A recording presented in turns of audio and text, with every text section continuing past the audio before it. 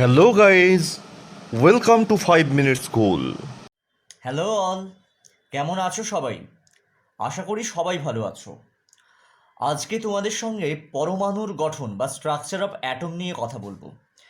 তোমরা প্রত্যেকেই জানো পদার্থবিদ্যা এবং রসায়নের এটা একটা কমন পার্ট, একটা বেসিক পার্ট।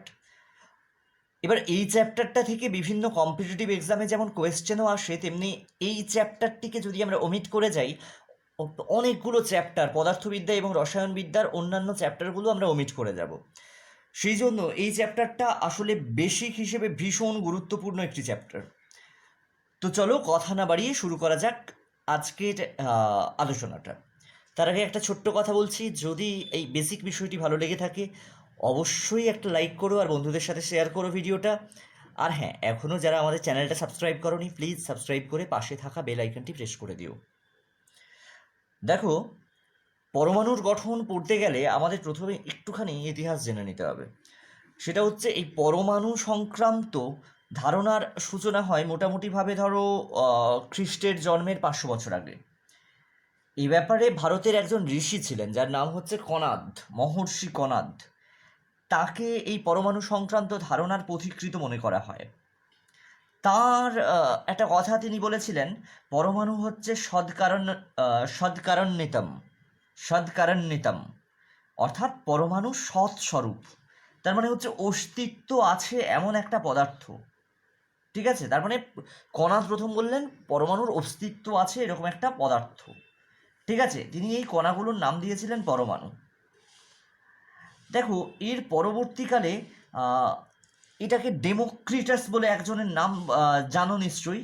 তিনি খ্রিস্টের জন্মের ওই 400 থেকে 500 বছর ঠিক আগে দেখলেন যে পরমাণু আসলে অণু বিষয়টা আগে জানা ছিল। অণু কি? অণু হচ্ছে প্রথমে যে বিষয়টা আমরা জানতাম, একটা পদার্থকে ভাঙতে ভাঙতে যে ছোট অংশটা পেতাম সেটা হচ্ছে অণু। অণুটা কি না, কোনো একটি পদার্থকে ভাঙতে ভাঙতে ভাঙতে সর্বশেষ যে একটা ক্ষুদ্রতম কণা যেটা স্বাধীন সত্তা হিসেবে থাকতে পারে তাকে আমরা বলতাম মলিকিউল বা অণু। মলিকিউল বা অণু কাকে বলতাম? একটা পদার্থের ক্ষুদ্রতম স্বাধীন সত্তা বিশিষ্ট কণাকে আমরা বলতাম অণু বা মলিকিউল। কিন্তু এই অণুর ভেতর আবার দেখলেন পরমাণু, আশ্চর্য একটা পরমাণু জগৎ কে দেখেছিলেন? ডেমোক্রিটাস। ঠিক আছে, এর বিরোধিতা করেছিলেন সেদিন আবার অনেকে অ্যারিস্টটলীয় ভাবনায়। এই প্রসঙ্গে একটা জিনিস বলা উচিত যে 1818 সালে জন ডাল্টন, নাম কি? জন ডাল্টন, তিনি কি করলেন? পরমাণুবাদ একটা তত্ত্ব প্রকাশ করলেন, যেটাকে আমরা চিনি ডাল্টনের পরমাণুবাদ হিসেবে। কি হিসেবে চিনি? আমরা চিনি ডাল্টনের পরমাণুবাদ।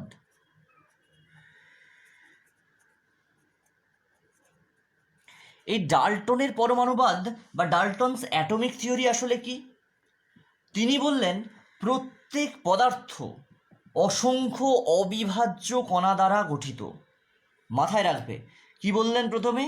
যে প্রত্যেক পদার্থ অসংখ্য অবিভাজ্য কণা দ্বারা গঠিত। আমি লিখে দিলাম অবিভাজ্য কণা। এই কণিকাগুলোই হচ্ছে পরমাণু বা অ্যাটম। এই যে অবিভাজ্য কণা এগুলোই হচ্ছে অ্যাটম বা পরমাণু। এটা কে বললেন? ডাল্টন বললেন। দ্বিতীয় কি বললেন?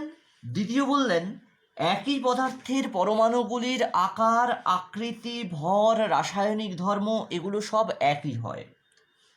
তৃতীয় বললেন বিভিন্ন পদার্থের পরমাণুগুলি আকার, আকৃতি, ভর এবং রাসায়নিক ধর্ম আলাদা আলাদা হয়। এইবার রাসায়নিক পরিবর্তনের সময় পরমাণুগুলি অখণ্ড কণারূপে পূর্ণ সংখ্যার সরল অনুপাতে যুক্ত হয়ে যৌগিক পরমাণু, উনি কিন্তু অণু বলেননি, উনি বলেছিলেন যৌগিক পরমাণু তৈরি করেন। এখন যাকে আমরা অণু বলি, তোমরা জানো একাধিক পরমাণু যুক্ত হয়ে অণু গঠন করে। এবং সর্বশেষ 6 নম্বর বলেছিলেন পরমাণুর সৃষ্টিও করা যায় না, ধ্বংসও করা যায় না।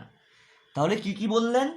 উনি বললেন যে প্রত্যেক পদার্থ অসংখ্য ক্ষুদ্র ক্ষুদ্র অবিভাজ্য কণা দ্বারা গঠিত। এই কণাগুলোই হচ্ছে পরমাণু। আবার দেখো, একই পদার্থের পরমাণুগুলোর আকার, আকৃতি, রাসায়নিক ধর্ম এবং ভর অভিন্ন বা একই হয়। বিভিন্ন পদার্থ অর্থাৎ আলাদা আলাদা পদার্থগুলোর ক্ষেত্রে পরমাণুগুলোর আকার, আকৃতি, ভর ও রাসায়নিক ধর্ম আলাদা আলাদা বা বিভিন্ন হয়। তারপর বললেন তিনি, রাসায়নিক পরিবর্তনের সময় এই পরমাণুগুলো অখণ্ড কণারূপে, অর্থাৎ তারপর আর বিভাজিত হচ্ছে না, অখণ্ড কণারূপে সরল অনুপাতে, পূর্ণ সংখ্যার সরল অনুপাতে যুক্ত হয়ে যৌগিক অণু বা যৌগিক পরমাণু গঠন করে। যৌগিক পরমাণুকে পরবর্তীকালে আমরা মলিকিউল বা অণু নাম দিলাম। যৌগিক পদার্থের বিয়োজনে পরমাণু পাওয়া যায় এবং এই পরমাণুগুলো পুনরায় যুক্ত হয়ে একই অথবা নূতনতর যৌগ গঠন করতে পারে, এটাও তিনি বলেছিলেন। এইবার আর বলেছিলেন যে পরমাণুকে সৃষ্টি করা যায় না কিংবা ধ্বংস করা যায় না। এই ছিল ডাল্টনের পরমাণুবাদ। কে আবিষ্কার করলেন? বিজ্ঞানী জন ডাল্টন। কবে আবিষ্কার করলেন? 1808 সালে। ইনি ছিলেন ইংরেজ বিজ্ঞানী। কোথাকার লোক? ইংল্যান্ডের লোক, ইংরেজ বিজ্ঞানী। এইবার পরবর্তীকালে 1895 সালে এক্স রে আবিষ্কার হয়। কি হয়? 1895 সালে এক্স রে, এখন যেটা খুব কমন হয়ে গেছে, এই এক্স রেটা বা এক্স রশ্মি আবিষ্কার হয়। 1896 সালে রেডিও অ্যাক্টিভিটি আবিষ্কার হয়। কি হয়? রেডিও অ্যাক্টিভিটি আবিষ্কার হয় 1896 সালে।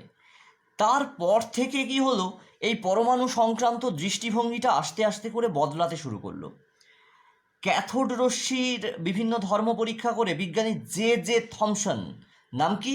1897 সালে বিজ্ঞানী জে জে থমসন তিনি কি করলেন?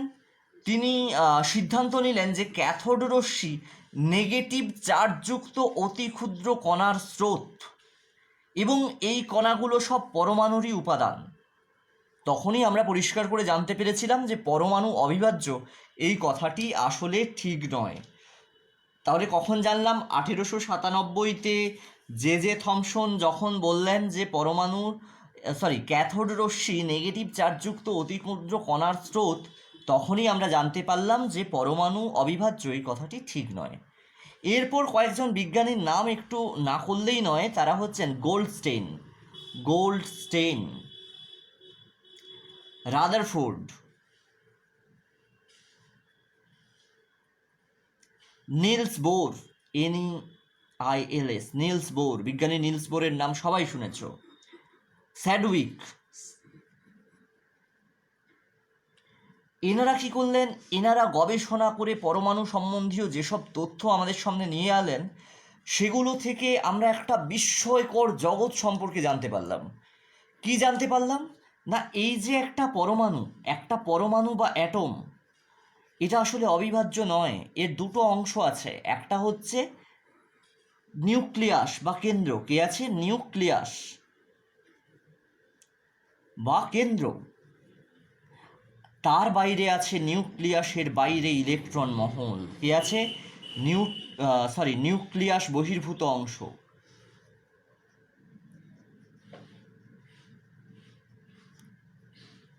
অনেকটা পৃথিবীর কক্ষপথ, সূর্যের চারিদিকে গ্রহগুলোর কক্ষপথ যেরকমভাবে দেখতে পাও, সেইগুলো যদি সার্কুলার কক্ষপথ হতো, দেখো পরমাণুকে ওনারা এইভাবে এক্সপ্লেন করলেন, এইটা হচ্ছে নিউক্লিয়াস, এর বাইরে তারপর অসংখ্য এরকম কক্ষপথ, যার মধ্যে আছে কেবলমাত্র ইলেকট্রনস। এখানে কি আছে? এই কক্ষপথগুলোর মধ্যে আছে ইলেকট্রন, এরকম অসংখ্য হাজার হাজার কক্ষপথ থাকতে পারে, তারতে আছে ইলেকট্রন। অ্যাকচুয়াল কতগুলো কক্ষপথ থাকতে পারে তারও একটা নিয়ম আছে, সেগুলো নিয়ে আসছি জাস্ট এই ভিডিওতেই। দেখো, এইবার নিউক্লিয়াসের যে কেন্দ্র আসলে কী দ্বারা গঠিত? ধরো যে কোনো কিছু, রুটি কী দিয়ে গঠিত? না, আটা আর জল দিয়ে গঠিত। তেমনিভাবে একটা তরকারি কী দিয়ে গঠিত? তাহলে সব কিছুর একটা উপাদান থাকে। এই কেন্দ্র কী দিয়ে গঠিত? বিজ্ঞানীদের মনে এরপরে প্রশ্ন হলো যে এই কেন্দ্র আসলে কী দিয়ে গঠিত? তখন তারা খুঁজে পেলেন এই কেন্দ্রর মধ্যে আবার দুজন আছে। একটা হচ্ছে প্রোটন, নাম কি? প্রোটন। আর একটা হচ্ছে নিউট্রন। কে আছে? প্রোটন। আর একটা হচ্ছে নিউট্রন। এই প্রোটনটা হচ্ছে পজিটিভ বা ধনাত্মক চার্জ গ্রহণ করে, আর এই নিউট্রনের কোনো চার্জ নেই। এটা হচ্ছে নিস্তড়িত কণা। তোমরা মাথায় রাখবে, মনে রাখবে, এইটা পরীক্ষাতেও এসছে যে পরমাণুর নিস্তড়িত কণা কোনটি। নিউট্রন হচ্ছে পরমাণুর নিস্তড়িত কণা। পরমাণুর ধনাত্মক চার্জযুক্ত কণা কোনটি? প্রোটন হচ্ছে পরমাণুর ধনাত্মক চার্জযুক্ত কণা। এবার দেখো, এরপরে আছে নিউক্লিয়াস বহির্ভূত অংশ। এইবার দেখো, নিউক্লিয়াসের কেন্দ্রটা হয়ে গেল, নিউক্লিয়াস বা কেন্দ্রক যেটা, সেটা কি হয়ে গেল? সেটা প্রোটন আর নিউট্রন দ্বারা গঠিত। নিউক্লিয়াস বহির্ভূত যে অংশ, সেখানেও তো কেউ না কেউ থাকবে। সেটা কি দিয়ে গঠিত? না, সেটা ইলেকট্রন নামে একটা কণা দ্বারা গঠিত। নাম কি? ইলেকট্রন। ইলেকট্রন নামে একটা কণা দ্বারা গঠিত। এই ইলেকট্রন হচ্ছে নেগেটিভ চার্জ বহন করে। কি হলো তাহলে? পরমাণুর কেন্দ্রক হচ্ছে দুটি কণা দ্বারা গঠিত। সেই কণাগুলোর নাম কি কি পেয়ে গেলাম? একটার নাম পেয়ে গেলাম প্রোটন, আর একটা পেয়ে গেলাম নিউট্রন। এই প্রোটন হচ্ছে পজিটিভ বা ধনাত্মক চার্জ বহন করে, আর নিউট্রনের কোনো চার্জ নেই, সে তো নিস্তড়িত কণা, অর্থাৎ কোনো চার্জ বহন করে না। আর ইলেকট্রন হচ্ছে পরমাণুর বাইরে থাকে, নির্দিষ্ট কক্ষপথে ঘুরে বেড়াতে পারে। কি করে? হচ্ছে নেগেটিভ চার্জ বহন করে। তাহলে পরমাণুর কণা হচ্ছে তিনটি, একটা প্রোটন, নিউট্রন এবং ইলেকট্রন। প্রোটন হচ্ছে পজিটিভ চার্জ বহন করে, ইলেকট্রন হচ্ছে সমপরিমাণ চার্জ কিন্তু নেগেটিভ চার্জ বহন করে, আর নিউট্রন হচ্ছে নিস্তড়িত কণা। এইবার দেখো, আর একটা কথা বলে রাখি তোমাদের, মনে রাখবে পরমাণুর কেন্দ্রে যতগুলো প্রোটন থাকে, পরমাণুর নিউক্লিয়াস বহির্ভূত অংশে ঠিক ততগুলো ইলেকট্রন থাকে। যদি পরমাণুর কেন্দ্রে এনটা প্রোটন থাকে, তাহলে তার বাইরের কক্ষপথে অবশ্যই এনটা ইলেকট্রন থাকবে। সেই কারণে কি হয়ে যাচ্ছে, এনটা প্রোটনের চার্জ কি হবে? একটা প্রোটনের চার্জ যদি 1 ধরো, তাহলে পজিটিভ এন হয়ে যাবে। আবার যদি একটা একটা ইলেকট্রনের চার্জ নেগেটিভ 1 ধরো, তাহলে এনটা ইলেকট্রনের চার্জ নেগেটিভ এন হয়ে যাবে। তাহলে এন মাইনাস এন সমান 0 হয়ে যায়। সেই জন্য একটা পরমাণু কোনো চার্জ বহন করে না, পুরো চার্জটা 0 হয়ে যায়। তাহলে পরমাণুর ভিতর মূল কণা বললে আমরা এই তিনটি কণাকে আমরা কি নামে চিনব? এই তিনটি কণাকে আমরা চিনব মূল কণা, কিংবা আদি কণা, কিংবা ফান্ডামেন্টাল পার্টিকেলস, কিংবা সাব অ্যাটমিক পার্টিকেলস বা পরমাণুতর কণা। তাহলে কি কি পেয়ে গেলাম? Fundamental particles, sub atomic particles বা পরমাণু মূল কণা, কিংবা আদি কণা, কিংবা পরমাণুতর কণা। এইবার দেখো, তাহলে অ্যাট এ ফ্ল্যাপ তোমাদের যদি বলে দিই যে আবিষ্কারের ধারাবাহিকতা অনুযায়ী সবার প্রথম সন্ধান পাওয়া যায় কিসের? সবার প্রথম সন্ধান পাওয়া যায় ইলেকট্রনের। কিসের সন্ধান পাওয়া গেল? ইলেকট্রন। কত সালে? 1878 সালে ইলেকট্রনের সন্ধান পাওয়া গেল। কে করলো? না, উইলিয়াম ক্রুকসের ক্যাথোড রে পরীক্ষা থেকে ইলেকট্রন পাওয়া যায়। তাহলে কে করলো? William Crookes. William Crookes. আর এই ইলেকট্রন এই নামটা দিলেন G J Stoney. G J Stoney নামটা দিলেন ইলেকট্রন, এই নামকরণটা করেন জি জে স্টোনি। এরপর কি হলো দেখো, তারপর পাওয়া গেল প্রোটন। তারপর কি পাওয়া গেল? তারপর সন্ধান পাওয়া গেল প্রোটন, অর্থাৎ সব কণাগুলো একসঙ্গে আবিষ্কার হয়ে যায়নি। এই প্রোটন কবে পাওয়া গেল? 1886 সালে। দেখো, ঠিক 8 বছর পরে পাওয়া গেল। কবে পাওয়া গেল? না, গোল্ডস্টেনের পজিটিভ রে অ্যানালিসিস সংক্রান্ত পরীক্ষা থেকে। কোন পরীক্ষা? না, গোল্ডস্টেনের পজিটিভ রে অ্যানালিসিস সংক্রান্ত পরীক্ষা থেকে। আর এই নামটা কে দিলেন? নামটা দিলেন রাদারফোর্ড। নাম দিলেন রাদারফোর্ড। এরপর দেখো, মার্সডেন এবং গাইগার সোনার পাতের উপর আলফা কণার বিক্ষেপণের পরীক্ষা করলেন। যে গাইগার মুলার কাউন্টার বলে একটি যন্ত্র আছে, সেটা গাইগারের নামের সঙ্গে যুক্ত। কি হলো? মার্সডেন এবং গাইগার সোনার পাতের ওপর আলফা কণার বিক্ষেপণের পরীক্ষা করলেন। সেইখানে পরমাণুর অভ্যন্তরে যে নিউক্লিয়াসটা আছে সেটার অস্তিত্বের কথা জানলেন। এরপরে তাহলে কি জানা গেল? না, 1911 সালে planetary model, PLANETARY, planetary model, planet মানে জানো গ্রহ। এই প্ল্যানেটারি মডেল, এই যে মডেলটা, এটা কারা তৈরি করেন? না, মার্সডেন এবং গাইগার। তারা আলফা কণা বিক্ষেপণের থেকে এটা সিদ্ধান্তে আসেন যে পরমাণুর অভ্যন্তরে একটা নিউক্লিয়াস আছে। তাহলে এই প্ল্যানেটারি মডেল এটা কি? নিউক্লিয়াসের অস্তিত্বের কথা জানা যায়। কি জানা যায়? নিউক্লিয়াসের অস্তিত্বের কথা জানা যায়।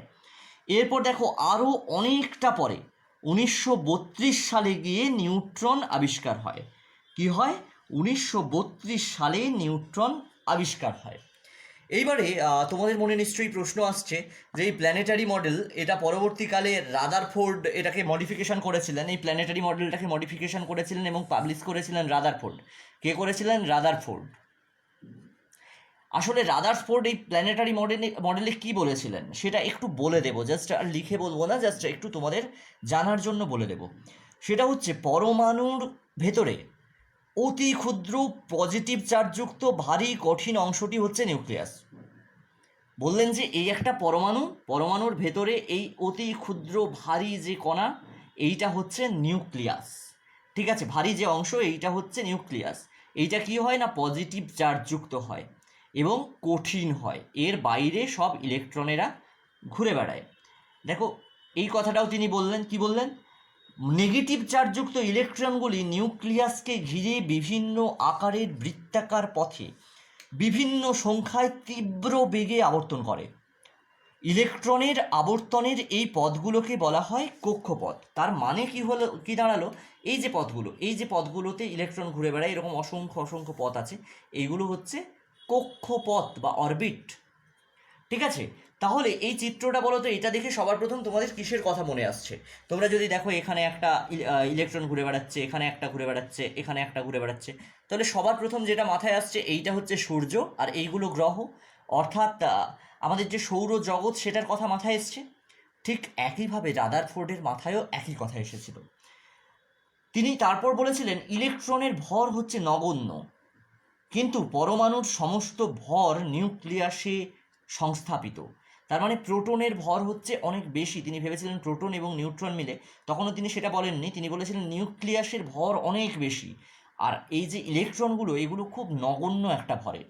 আর নিউক্লিয়াস এবং ইলেকট্রনের মধ্যে দেখো, নিউক্লিয়াস এই মাঝখানেরটার নাম নিউক্লিয়াস, আর বাইরে যেগুলো আছে এগুলো হচ্ছে ইলেকট্রন।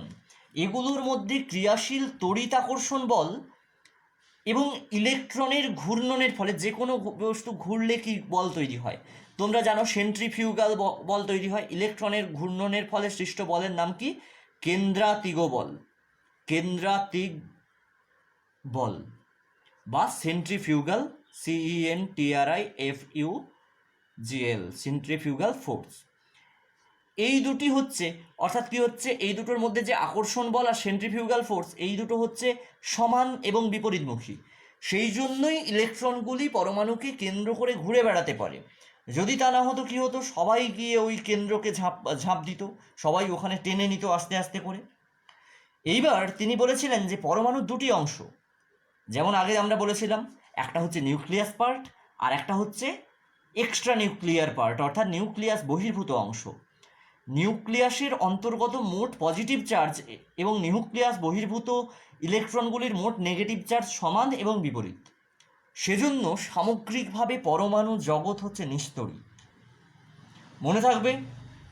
এইবারে নিউট্রন আবিষ্কারের গল্প আর তোমাদের বলে মাথাটা ভারাক্রান্ত করছি না, শুধু তোমরা একটা গুরুত্বপূর্ণ তথ্য জেনে রাখবে, সেটা হচ্ছে সাধারণ হাইড্রোজেন বা হাইড্রোজেনের যে সাধারণ পরমাণু, সেটা ছাড়া সব পরমাণুর নিউক্লিয়াসেই নিউট্রন থাকে। তাহলে কোন পরমাণুতে নিউট্রন থাকে না? না, সাধারণ হাইড্রোজেন পরমাণুতে নিউক্লিয়াস থাকে না, নিউট্রন থাকে না। সাধারণ হাইড্রোজেন H2O, এই যেটা পাও, এটা এই সাধারণ হাইড্রোজেনের যে পরমাণু, এটার নিউক্লিয়াসে নিউট্রন থাকে না। এটা ছাড়া যত পরমাণু আছে সবার নিউক্লিয়াসে নিউট্রন থাকবেই।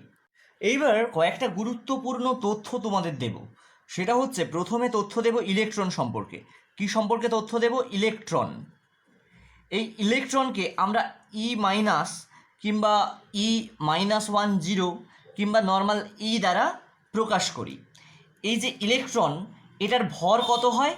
এটার ভর হয় 9.11 × 10⁻⁻31। এটা কি হচ্ছে? ইলেকট্রনের মাস বা ভর কত? 9.11 × 10⁻⁻31 কিলোগ্রাম।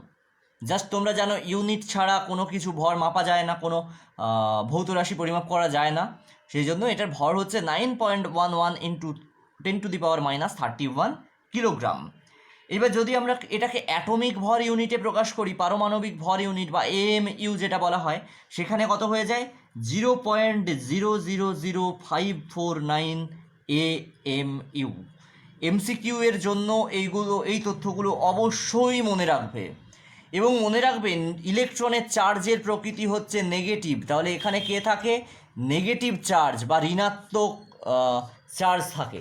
ঠিক আছে, সেই চার্জের পরিমাণ কত, চার্জ কতটা থাকবে, দেখো এই চার্জ তো থাকবে নেগেটিভ, সেটা কত না 1.6 মাল্টিপ্লাইড বাই 10⁻⁻19 কুলম্ব। কে থাকে 1.6 ইন্টু 10⁻⁻19 কুলম্ব, এটা কুলম্ব হচ্ছে চার্জের এসআই ইউনিট। কিন্তু আমরা যদি সিজিএসে প্রকাশ করি কি হবে, সিজিএসে হয়ে যাবে 4.8 multiplied by 10⁻⁻10 ESU। ESU means electrostatic unit, ELECTRO, electrostatic unit. এটা হচ্ছে সিজিএসএ, মনে থাকবে নিশ্চয়ই তোমাদের। তাহলে ইলেকট্রনগুলো কোথায় থাকে না পরমাণুর বাইরের বিভিন্ন কক্ষে থাকে। এইবার একটা কথা তোমাদের বলে রাখি, এটা জানা একটু জরুরি। এই পরমাণুর বিভিন্ন কণাগুলোর ব্যাসার্ধ মাপা হয় ফার্মি এককে। এটা অনেকবার পরীক্ষাতে তোমাদের এসেছে, আমি একটু অন্য কালিতে মার্ক করে দিচ্ছি তোমাদের। কি আছে না এই কণাগুলোর ব্যাসার্ধ মাপবো আমরা, ব্যাসার্ধ বা রেডিয়াস